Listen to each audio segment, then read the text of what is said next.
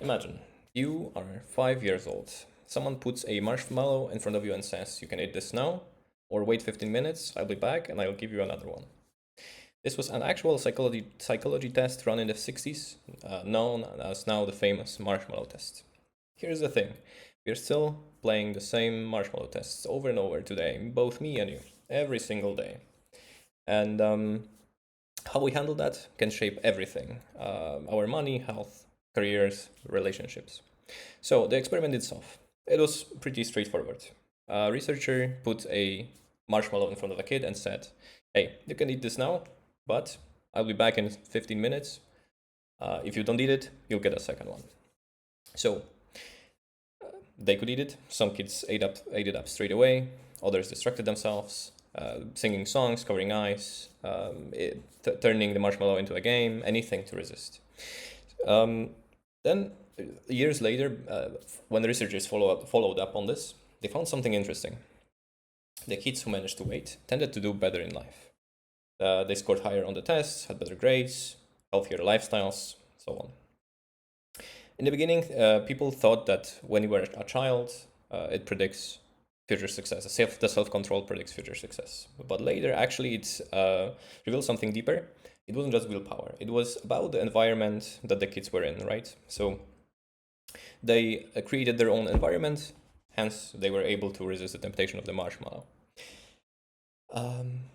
If the adult world kept promises, then for child, the waiting made sense. But if they learned that usually rewards disappear pretty quickly, then they didn't hesitate and gobbled up the marshmallow straight away. So the test is about delayed gratification, but also actually about the conditions that made it possible. So fast forward to today. You and I may not be sitting in in a lab with marshmallows on the table, but the test never stopped. So every day we have the same test: one marshmallow now or two marshmallows later.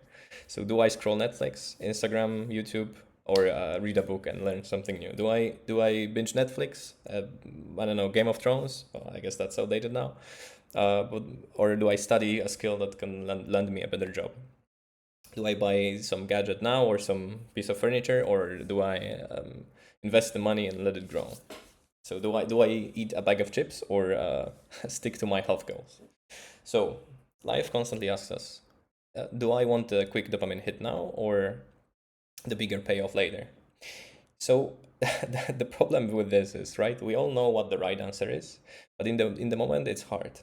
So like this whole idea is very simple, but it's hard to execute. That's why most of us fail more often than we'd like. How to pass this test? A few key things. So remove temptation, right? So kids who created the environment that facilitated not eating the marshmallow tended to do better. What this means for us, we can disable the apps, Instagram, YouTube, whatever, TikTok, or move the phone to a different room. That helps us with removing temptation.